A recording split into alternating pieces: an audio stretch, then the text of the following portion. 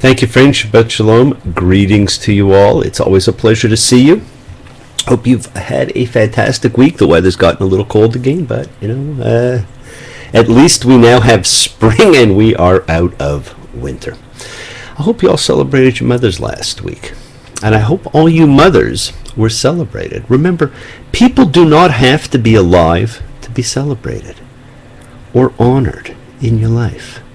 A part of their spirit, their influence, their memory, their souls stay with you and always will.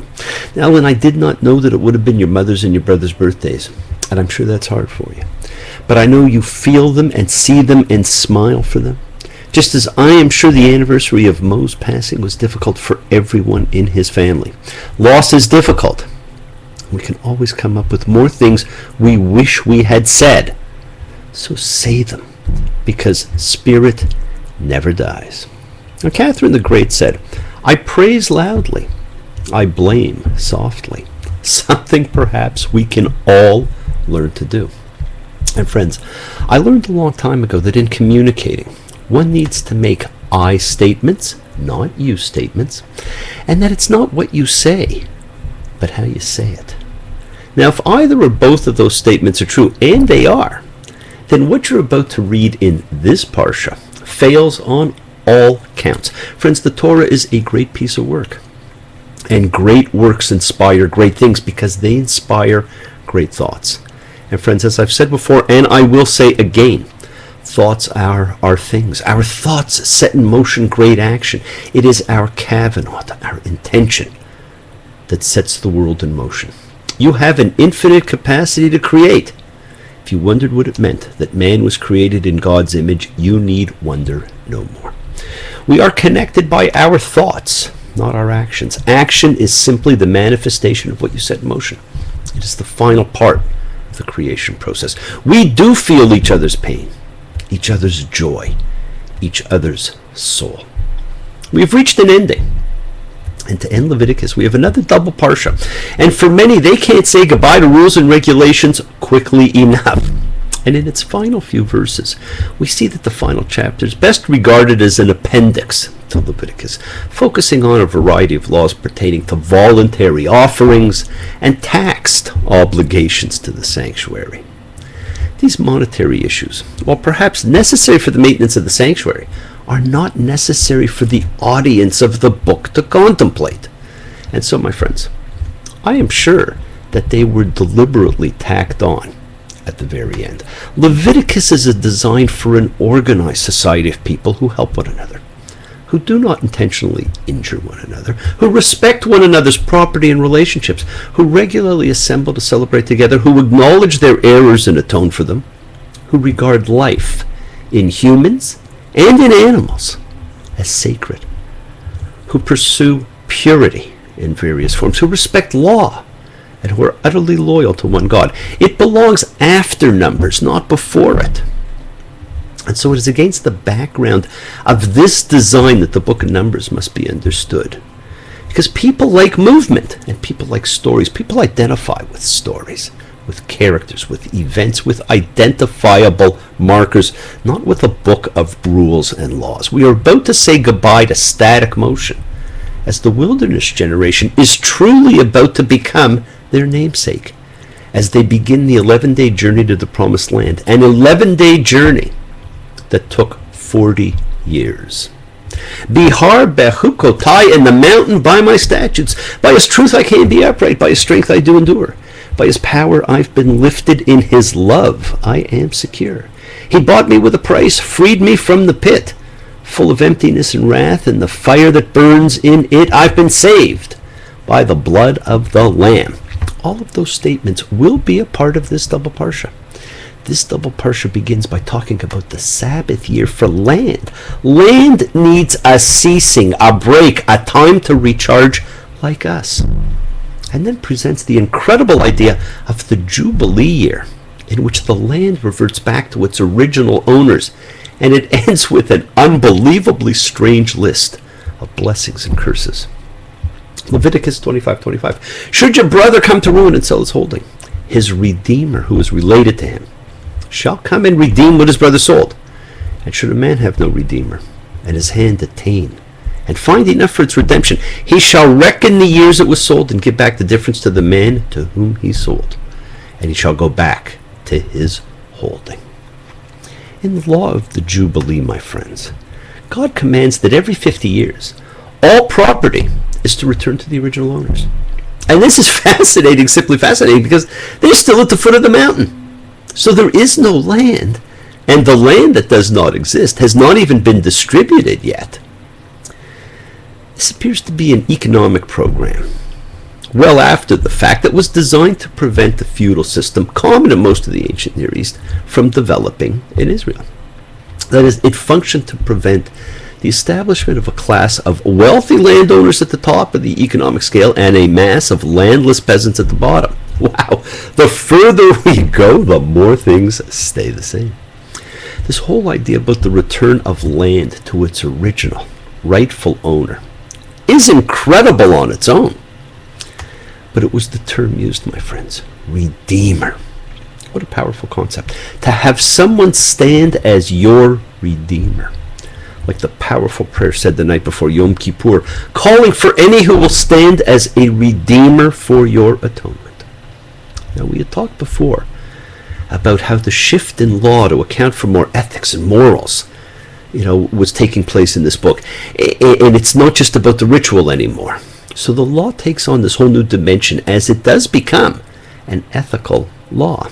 Now, an unfortunate Israelite need not feel degraded to be poor, nor ashamed to be pitied.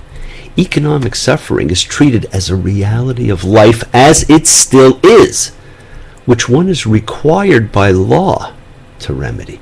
The poor man can know that his brother is helping him because the system requires brothers to help one another. And that if the shoe were on the other foot, he would do the same for his brother. Wouldn't that be great to see man acting like that again? And friends, the land shall not be sold permanently, because as God says, the land is mine, because you are aliens and visitors with me. We need to understand. We do not own anything. We are merely caretakers of all that we have in this lifetime, all that we've been given. Even for the land, there is the underlying concept that we do not own it. It will be there long after we are gone, just as the truth will be here long after we have twisted its meaning. And when I read this parsha, I think of one of the things said by the great Pharaoh Amenhotep IV, probably one of the most interesting pharaohs of all, whose name was changed to Akhenaten, meaning effective for the Aten. And the Aten was conceived as the Lord, the creator, giver of life and nurturing spirit of the world. Aten cared for every creature and created all countries and all people. Now, Akhenaten was the father of Tutankhaten, who subsequently changed his name to Tutankhamen, King Tut, after the fall of the monotheistic Atenist religion and the reinstatement of the old multiple gods of Egypt. Now, there are many theories that Akhenaten may have been the historical Moses, and his writings certainly point to his monotheism. And the Exodus may have simply been his move of the capital to build a new one, but that's a whole other topic. Now, what he said was, the man who has lived in darkness his whole life does not understand the light. He calls it evil because it hurts his eyes. The Torah with its teachings is a book of light, and it can hurt your eyes, so be careful how you look at it. Now, in Leviticus 26:27, we come across possibly one of the strangest lists of blessings and curses of all time. But friends, it opens with a reminder we all need to keep in mind. I am the Lord your God. My Sabbaths you shall keep, and my sanctuary you shall revere. I am the Lord. My Sabbaths you shall keep, and my sanctuary you shall revere. Sacred time and sacred space, my friends. Since the first day of creation, the two things we need to keep in mind, and that keeps coming up again and again. Now, I don't know about you, but I've always been told that God loves us unconditionally. We talked last week about mothers, how mothers love us unconditionally, and that we should practice unconditional love. Something few got, and something very few probably give. Now, if you ever need more proof that this book of laws was a priestly edition, Look no further than this list of blessings and curses. It goes against everything we are taught, but feeds perfectly into the power of the priestly cult. We all know what a conditional statement is. If, then. If I fell in love with you, would you promise to be true and help me understand? Well, there's no helping here. If you do what I say, then these are your blessings. Rain, full crops and much food. The people will dwell securely. There'll be peace in the land. There'll be no one to terrify you. No evil beasts, no enemies.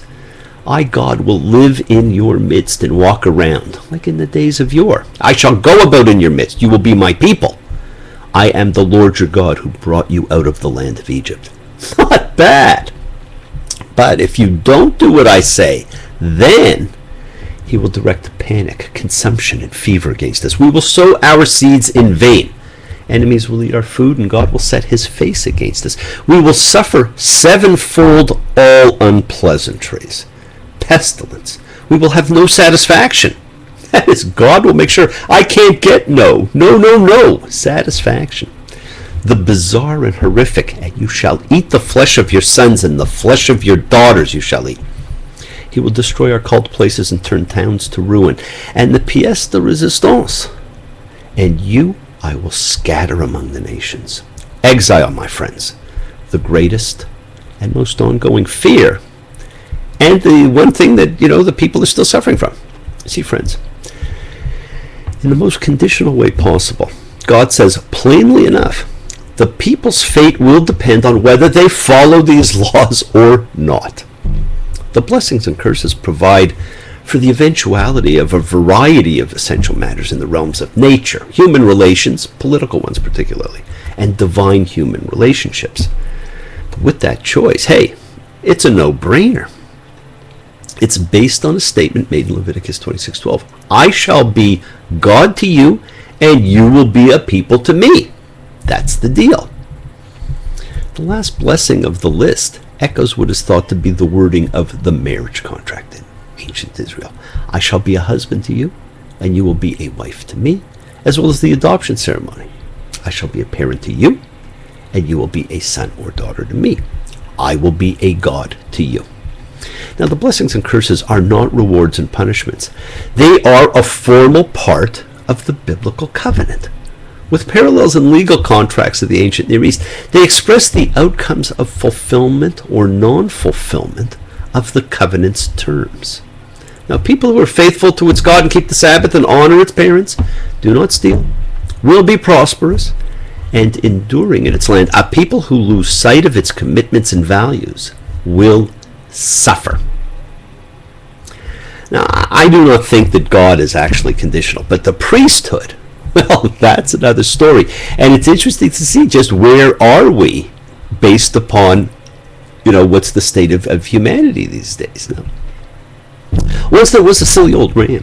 Thought he'd punch a hole in a dam. No one could make that ram scram. He kept butting that dam because he had high hopes. He had high hopes. He had high apple pie in the sky hopes. Friends, keep your hopes high.